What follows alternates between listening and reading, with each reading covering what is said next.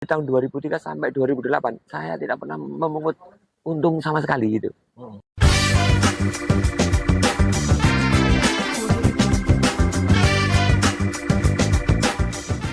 Ya, ya ini adalah apa namanya Dapur Rakyat Talk, di mana kita mau ngobrol tentang perkembangan kuliner di Kabupaten Tuban.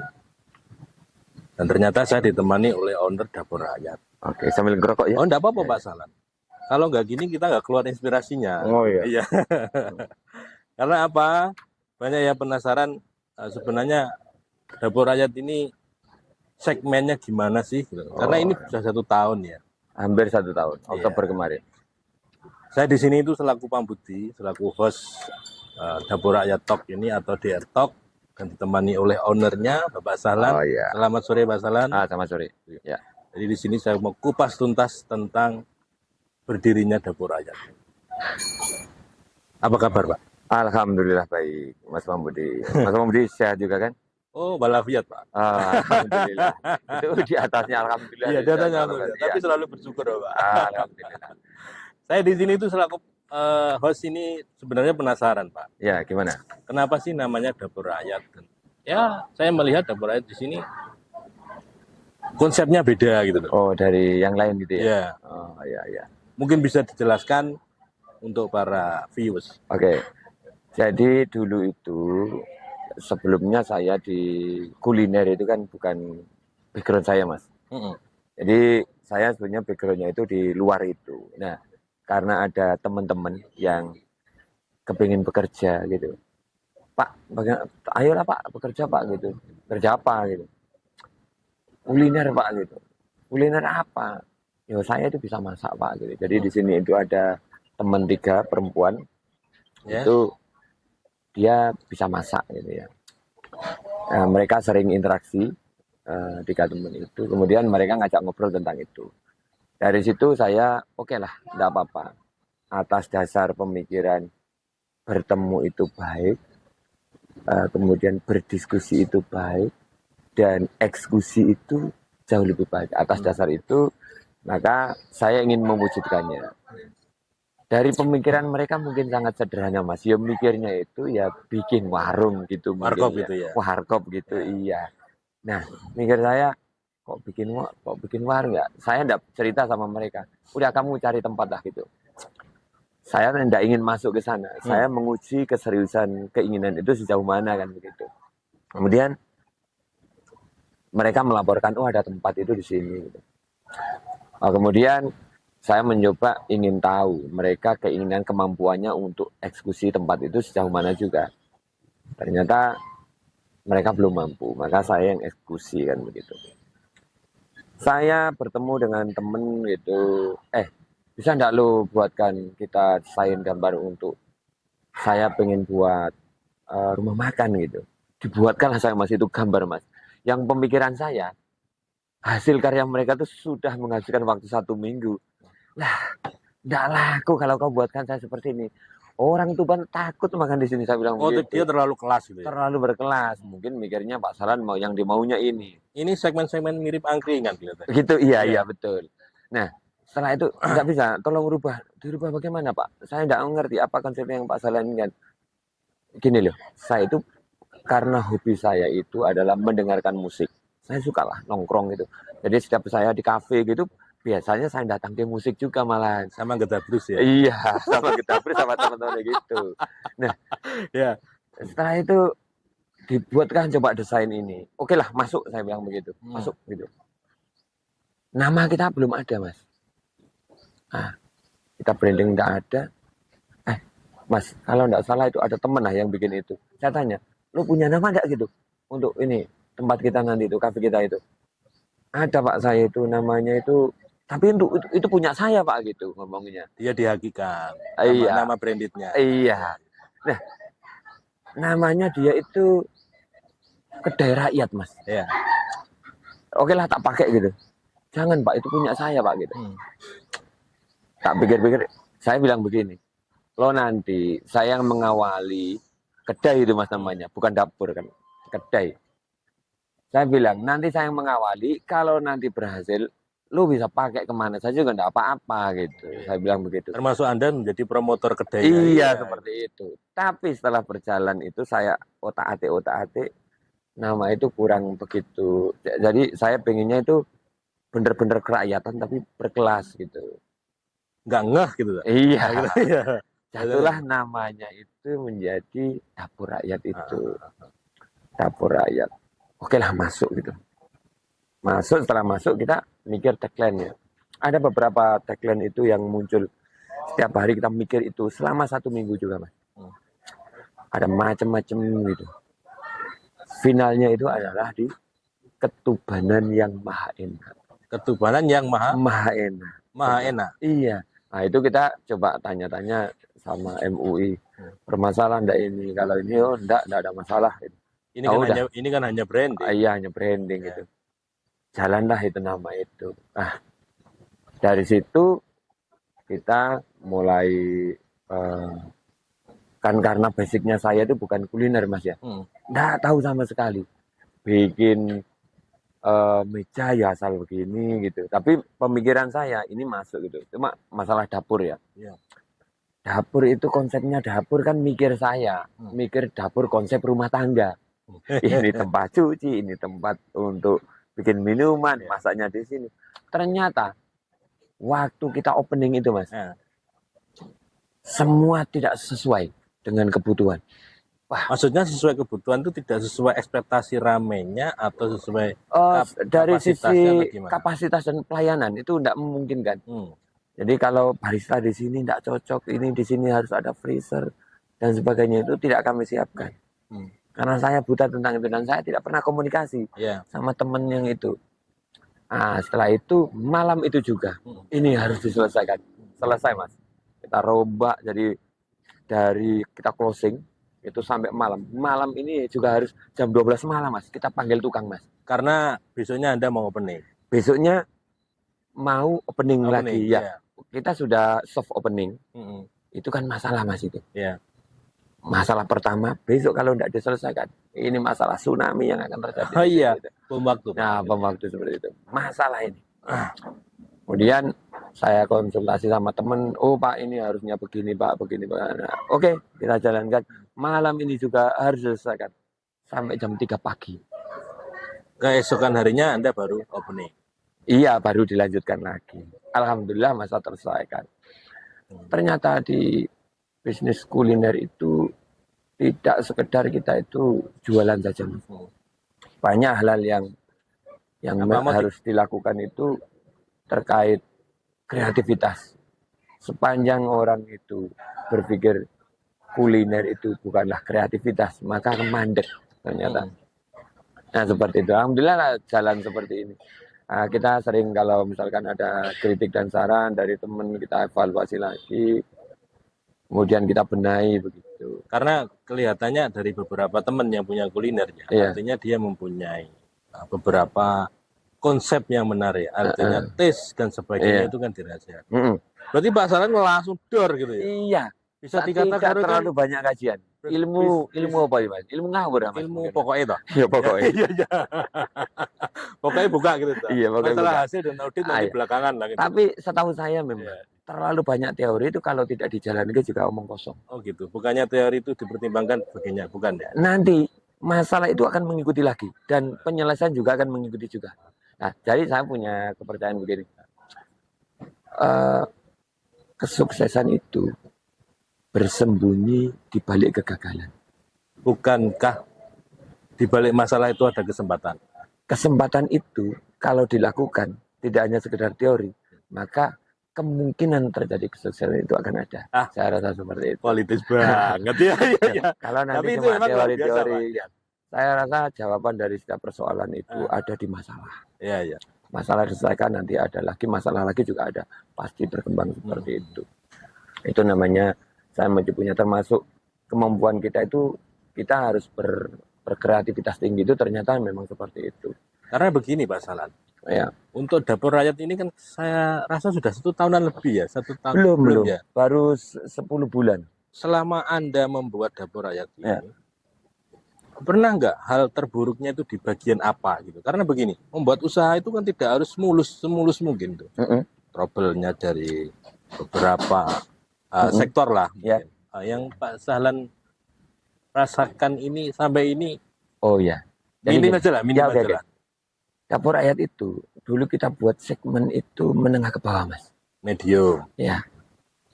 Tapi ternyata, mohon maaf sekali, yang datang itu tidak seperti itu. Ternyata beberapa hedon-hedon ya datang. Iya. Jadi dia menengah ke atas yang datang.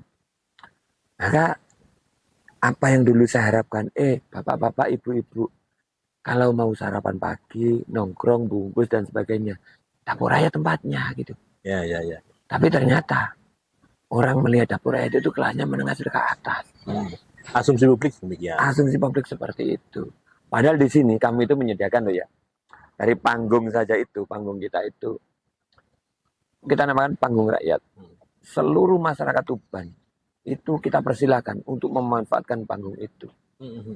Panggung musik ini bisa dipakai untuk segala macam lah kegiatan, itu bisa dari anak-anak sekolah, kita siapkan semua di sini. Tapi karena mungkin teman-teman itu agak sungkan ya Mas ya. Jadi yang berani manggung memang kelasnya beda memang. Iya. Tidak semuanya gitu. Orang mau nyanyi saja harus ada perhatian khusus Mas. Iya, mungkin kan Itu. Asumsi publik itu melihat tempatnya, ya mohon maaf karena ini mau dibuat angkringan dan sebagainya kan kita belum tahu Pak. Iya. Asumsi publik ini rumah makan. Iya. Rumah makan. Iya. Hal tersulitnya itu nggak ada ya, Pak? Tidak, hampir tidak ada. Cuma kita yang sekarang kita pacu lagi adalah marketing. Jadi Marketing dalam hal sehebat apapun kita dalam penyajian, Mas. Misalnya nih, kita ahli masak. Sejauh itu tidak mampu ditangkap oleh customer, maka menariknya di mana? berarti Anda ini lebih peka dalam hal untuk menggait Customer gitu. customer untuk kesini. Oh iya, harus seperti itu. Strategi ini kan harus dirahasiakan, Pak. Oh gitu. Iya. Iya, Karena untuk kompetitor nanti bisa wah diambil juga gitu. Ya, anggap saja itu kita berlomba-lomba saja. Oh, Mas. gitu Kalau ya? saya seperti itu. Tidak terlalu yang menyembunyikan itu tidak. Iya. Ya memang seperti itu. Jadi halal kayak tadi saya diskusi gitu. Halal apa saja yang kira-kira menjadi pemikiran kita itu harus kita tulis hari ini dan besok kita eksekusi. Besoknya lagi setelah eksekusi kita siapkan lagi hal baru apa yang harus kita lakukan. Kalau memang hal itu sudah dirasa baik dan masih bisa bertahan, lakukan itu. Saya di sini termasuk kagum ya, karena begini. Dapur Rakyat ini bukanya kan pas era pandemi, Pak. Setelahnya Mas sebetulnya. Maksudnya artinya kan proses endemi. Oh iya. Di situ kan banyak perubahan bagaimana siklus ekonomi itu mau masuk. Iya. Rumah makan yang terdampak banget, Pak. Sangat sekali waktu itu. Menyikapinya Anda gimana itu? Ya sesantai mungkin atau gimana? Saya dalam hidup itu menikmati saja ya. Jadi apa yang membuat saya bahagia, meskipun harus beresiko tinggi, perjuangan berdarah-darah misalnya, itu saya lakukan. Rasanya seperti itu karena tak pikir dalam hidup itu apa gitu. Dalam hidup harus ada pencapaian. Kalau cuma biasa-biasa saja, ya kita dirasa cukup bangun tidur, makan. Artinya tidak ada karya yang ditorehkan. Tidak ada karya, yaitu rasanya tidak enak rasanya. Iya. Seperti itu. Ya nanti kita kan bisa obrolan antar teman itu nanti mampu mencetuskan satu gagasan baru. Saya rasa baik Mas. Iya. Termasuk seperti ini itu kan bisa nanti dengan bisa ada gagasan apa yang mungkin bisa kita eksekusi, kita wujudkan, tidak hanya sekedar angan-angan saja. Boleh. Ya, seperti itu. Karena ini Dapur Rakyat ini saya lihat ramainya malam, sore dan ya. malam karena pagi belum siap juga. Ya. Pagi itu termasuk masalah tapi yang bukan yang sangat gitu ya. Bukan vital ya. Ya bukan vital. Karena memang sudah mulai bergeser. Dulu kita pengennya itu masyarakat Tuban itu kan kita itu mikirnya gini, kita mau menyediakan tempat untuk nongkrong makan pagi sarapan untuk warga masyarakat. Kalau waktunya hujan juga tidak kehujanan. Biasanya kan kalau di pinggir-pinggir jalan gitu waktunya hujan kan hujan Mas, tidak nyaman. Di sini itu bisa leluasa gitu mikirnya kita. Tapi ada sebagian yang memang sudah memberikan kelas bahwa dapur rakyat itu kelasnya itu ke atas. Ya sudah, kita terima saja itu. Kita terima. Tapi sebetulnya ini untuk seluruh kalangan, Mas. Sebetulnya. Rata-rata di sini all pemuda dan sebagainya ya Ya bisa. ke sini semua. Ya ke sini semua. Bisa keluarga juga. Iya, anak-anak sekolahan yang dulu mungkin agak sungkan ya gitu. Ya. Sudah mulai memberanikan diri. Ya. Yang paling digemari itu kelompok-kelompok, Mas. Yang paling menggemari di sini kelompok-kelompok ya. Kelompok apa komunitas ini? Komunitas. Ah. Ya, komunitas itu yang menggemari di sini. Kayak hari ini nanti itu komunitas orang-orang tua. Di hari All di sini. Oldis. Ah. Nah, mereka itu nanti seakan-akan happy gitu ya. Lupa masalah mereka nanti itu. Nanti malam. Saat malam. Saat malam. Itu kan tidak tahu. Tidak tahu. Jadi kita itu memfasilitasi itu. Sarana prasarana. Iya, seperti itu. Luar biasa. Dan di dapur rakyat Tuban itu satu-satunya rumah makan yang memfasilitasi itu tempat bertemunya komunitas untuk saling bertemu, komunikasi, berbicara tentang bisnis, banyak hal gitu ya. Di sini tempatnya. Mereka bisa enjoy. Ya semi-semi angkringan lah. Iya, semi-semi angkringan. Ya, makanya kita ngobrol Sambil ini Mas. tidak apa-apa. Ya. Ngobrol masalah bisnis dapur rakyat ini Iya. kan luar biasa. Tapi kan untuk saya dan untuk para viewers ini kan penasaran. Sebenarnya Pak Sahlan ini selain punya bisnis ini apa sih? Maksudnya berangkatnya tuh backgroundnya dari apa? Jadi kok sampai detik ini orang itu memandangnya kan enaknya aja, Pak. Oh gitu ya. Aja. Padahal yang enak itu kan prosesnya. Oh iya. Bukan demikian. Sejarahnya itu ya sepanjang usia saya itu jadi sejarah ya. Kan masih muda tuh, Pak. Udah. Tapi serasa saya sih muda ya. Kalau saya hitung-hitung, oh ternyata usia kita sudah sekian ya gitu. Nah, dari kecil kita ya, dari kecil kita itu sudah dalam satu kondisi yang tidak seperti orang-orang yang lain. Jadi kita itu kan terlahir dari kondisi yang tidak ada, Mas. Kurang beruntung gitu lah. Tapi tetap ada syukur alhamdulillah gitu. Jadi di usia kecil ayah saya itu sudah mengajarkan secara langsung bagaimana cara bertahan hidup. Dari kecil kita sudah diajak keluar pulau di sana. Oh gitu ya? Iya. Trans ya, Iya, seperti itu. Ya. Yaitu tahun 80, Mas. Tahun 80. Kemudian saya waktu itu masih kecil, Mas. Tapi saya ingat ya. Jadi saya hidup di sana 2 tahun itu ingat. Itu memoris dalam hidup Anda? Iya. Usia saya di sana, usia saya di sana 3 tahun kayaknya. Saya itu ingat masa kecil usia saya. Anda 3 tahun. Apa waktu itu? Apa proses Anda 3 tahun? Proses di sana cuma 2 tahun. Oh gitu. Jadi saya usia 3 tahun diajak ke sana. Waktu berangkat saya tidak ingat ya. Di mana itu? Di Banjar, Kalimantan. Di sana usia saya berangkat 3 tahun, di sana hidup di sana 2 tahun. Saya ingat sekali kehidupan di sana. Ya seperti itu. Punya tetangga saya jaraknya 500 meter baru ada tetangga. Kita hidup di sana. Namanya Tran itu kan ya jauh-jauh. Jauh-jauh. Ngapain di sana, Pak? Karena Bapak itu kan tidak ada lahan, Mas, untuk bertani. Jadi dulu Bapak itu mengerjakan lahan punya teman, warga gitu. Ngelola. Sistemnya seperti apa saya kurang tahu waktu itu karena waktu saya masih kecil. Karena tidak ada lahan juga mungkin waktu itu pemikiran pemerintah di era Pak Soeharto itu adalah penyebaran penduduk ya. Maka kita dibawalah ke sana itu. Di sana yang dikerjakan itu yang ngelola ini, Mas, perkebunan. Perkebunan di sana apa, itu. Sawit itu? Waktu itu yang kita tanam cengkeh, Mas. Saya ingatnya sudah mendekat kalau tanaman tentang itu. Karena saya masih di usia anak-anak, di usia 2 tahun ke 3 tahun itu kan belum bisa membantu ya. Masih lari sana sini. Tapi setahu saya itu pohon cengkeh yang di sana. Dan di sana itu dikasih lahan kalau tidak salah 2 hektar untuk dipekerjakan. Tapi keluarga saya, saudara saya kan banyak ya. Berapa bersaudara? Saya 9 bersaudara. Anda dari ke yang ke? Saya ke-8. Oh, Masih punya Kakil adik ya? satu. Ya, gitu. punya adik lagi satu. Nah, di sana ternyata mungkin tidak seperti yang diperkirakan. Di sana susah dan sebagainya. Kembali lagi kita ke Jawa. Kita ke Jawa, bapak saya karena basicnya dagang, bapak saya pekerja, kita anak melihat, meniru gitu ya. Muncullah inspirasi. Inspirasi, banyak sekali inspirasi ya yang muncul. Enggak, pada saat itu saya usia 5 tahun itu kan sekolah ya. Di usia 7 tahun, saya kira-kira kelas 2 SD gitu.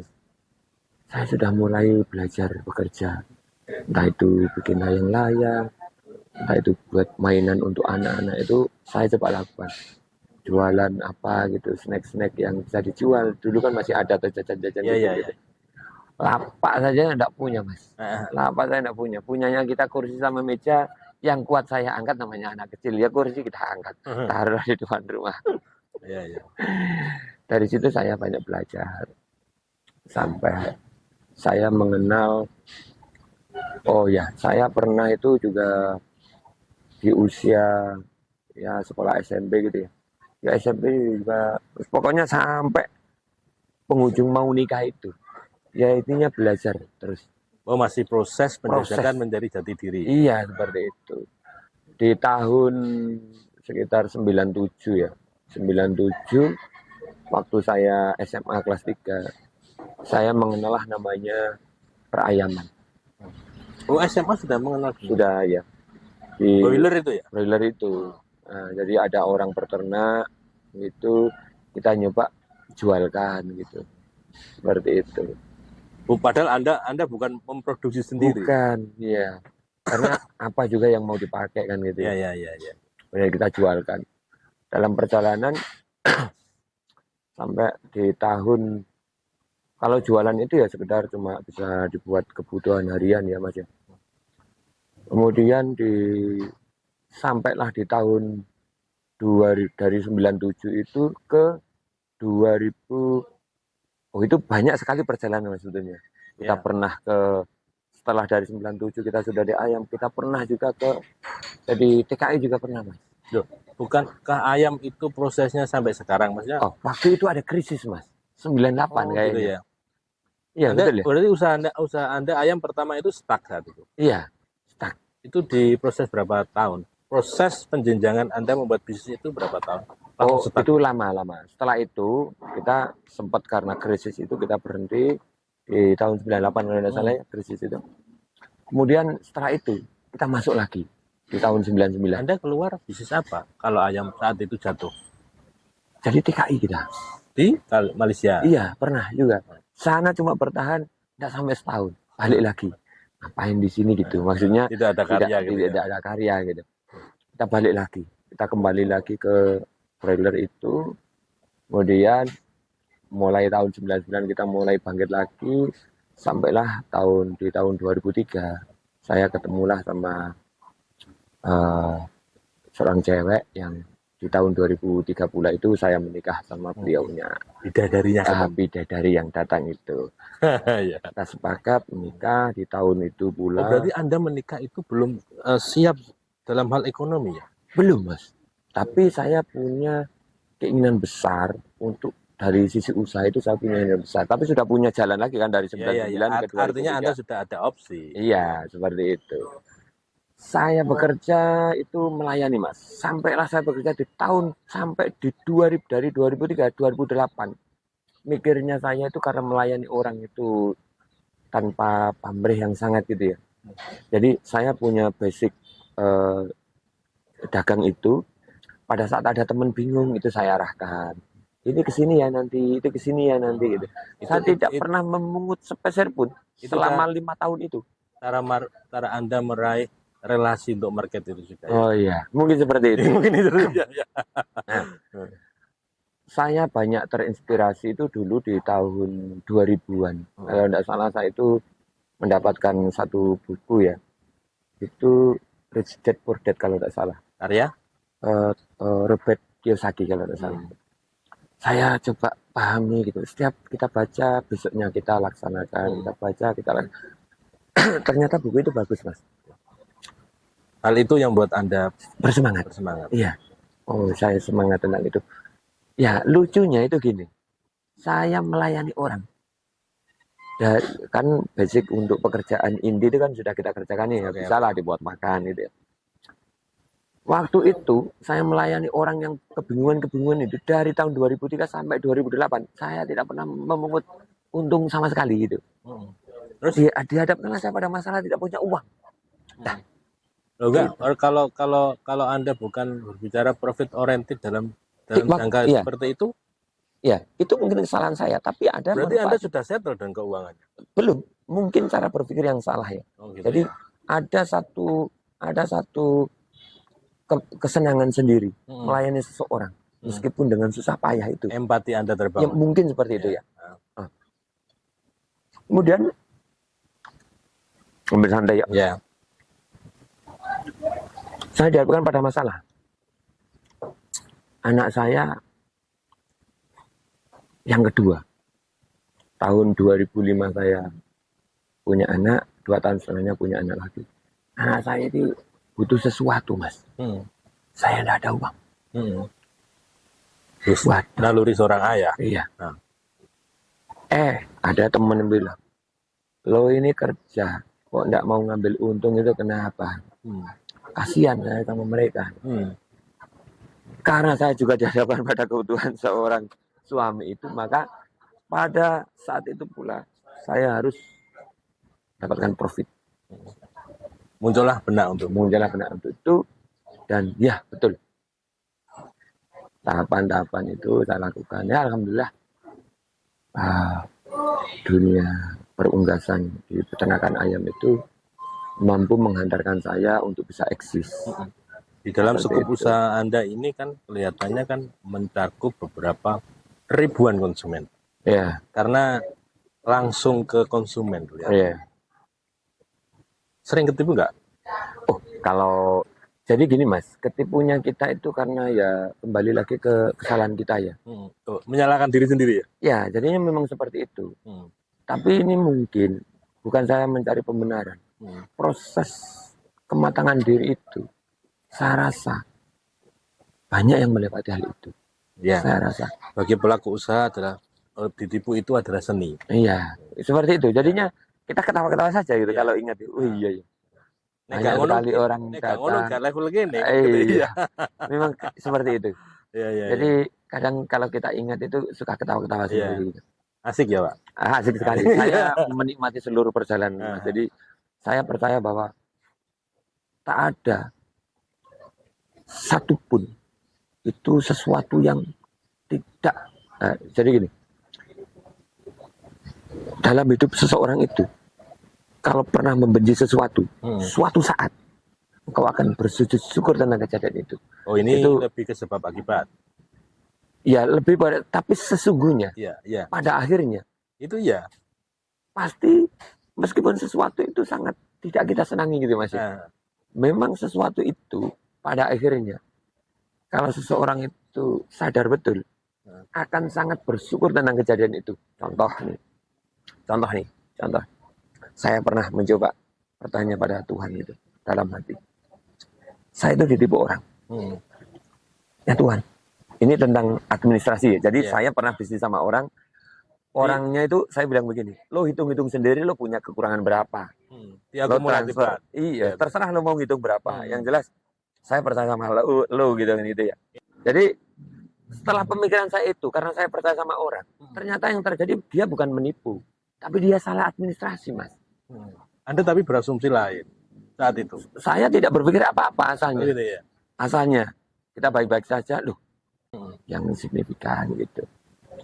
Itu akan menjadi bahan evaluasi dalam bisnis Anda. Betul. Jadi maka kalau ada ustadz bilang tiada kata yang pantas kita ucapkan pada hari ini selain rasa syukur, itu sangat betul sekali. Ya. Kita menikmati ya perjalanan hidup ini. Benar-benar ya. Karena titik kepuasan seorang itu katanya sih, Iya. katanya teman-teman. Untuk melewati fase sampai saat ini, Anda bercerita itu adalah menjalani hidup ini. Iya. Menikmatinya seperti itu. Katanya demikian. Iya. Tapi kita kan juga tidak tahu, Pak. Sampai saat ini, saya melihat bisnis Anda ini kan dibilang top chair ya. Makanya ini akan menjadi barometer bagi yang melihat video ini, Pak. Yang mana kisah-kisah inspiratif Anda ini di level ini akan menjadi acuan bagi para pengusaha muda. Sekarang banyak-banyak pengusaha. Semoga saja begitu. Karena pengusaha muda itu rata-rata berpikirnya ada yang instan, ada yang menghargai proses, ada yang kuat. Iya. Tapi benar nggak sih menjadi pengusaha itu harus menyandablek dulu? Dablek artinya dablek bagaimana kuat dulu? Gitu loh. Ya, bontang banting kuat gitu seperti itu. Ya, tapi kalau sepanjang dia tidak punya kreativitas. Ini tanda poin positif loh, Pak. Ya. Dablek positif loh ya. Jadi hidup itu harus memang terencanakan, Mas. Kalau tidak, maka kita tidak punya arah yang jelas maunya bagaimana. Meskipun tidak semaksimal seperti apa yang dia rencanakan, tapi setidaknya mendekati lah. Seperti itu. Jadi saya rasa untuk teman-teman para pengusaha muda itu kita sarankan melatih diri untuk berkreativitas dan berani menjalankannya. Paling tidak kolaborasi bareng. Iya, kalau sendiri ya zaman sekarang itu kayaknya sih bisnis itu harus nggak bisa sendiri, harus kolaborasi ya. Ya kolaborasi. Kalau mengandalkan diri sendiri saya rasa itu sudah usang. Jadi harus menggabungkan dari beberapa elemen pemikiran teman-teman itu supaya nanti kuat. Gitu. Karena teman-teman itu hitungan konsep realita nggak sama, akhirnya kecewa. Makanya saya bilang bener nggak sih kita harus dablek dalam tahan banting, maksudnya seperti itu. Saya rasa kalau ingin kuat bener itu harus bener dari bawah, Mas. Saya rasa. Jadi kayak misalkan bisnis kuliner begini ya.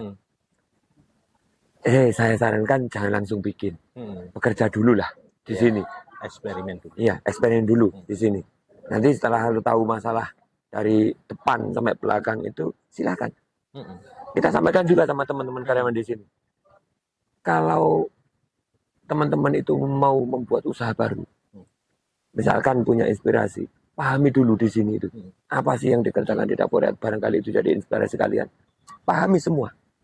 Setelah itu sampean mantap, silakan. Kami tidak pernah punya rasa ingin menghalangi atau tidak enak, sama sekali tidak. Tambah seneng Anda diajak kolaborasi kelihatan. Oh gitu ya. Iya. Amin. Iya.